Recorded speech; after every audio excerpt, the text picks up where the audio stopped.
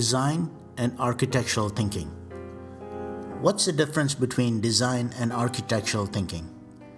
When looking to solve a problem that involves the interaction of a human being with her environment, design coupled with architectural thinking provides a powerful combination.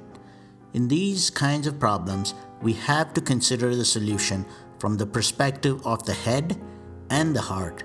That is, both from a logical and emotional perspective. Traditionally, we have looked at solving problems as being a logical exercise. In such an approach, we consider the problem holistically and try to break it down into smaller parts. Then, we attempt to understand the interconnections among these parts and start to solve the problem in parts. That is the essence of systems thinking. What is missing is the design thinking. Let's walk through an example of how you would apply both design and architectural thinking. Consider a hospital.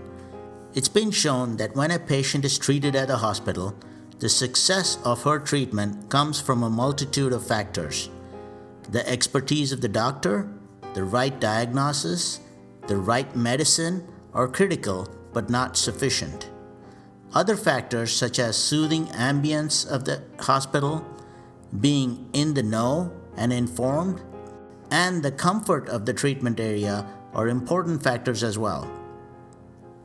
So if one were to design an ideal environment for patient treatment for high success rates, it isn't sufficient to focus only on the mechanical aspects of the problem. Rather, the full context of the patient experience has to be considered. This full context is provided by both design and architectural thinking. Design thinking is typically approached as two parts. The first part is to gain a deep understanding of the environment in the user's context. Typically, this involves considerable field work in the user's environment to understand and empathize with the user. The second part is to visualize, ideate, prototype, and evaluate many solutions to address the user's explicit and implicit needs. This exercise is iterative by nature, but relatively fast and cheap.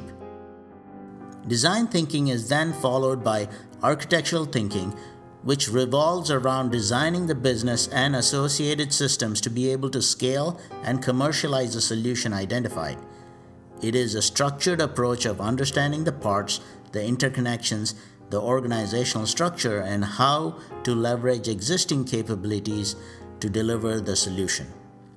Design thinking and architectural thinking are like the yin and yang for solving problems that have human interactions. Design thinking focuses on the user context and their needs, while architectural thinking focuses on how the parts need to connect to meet those needs.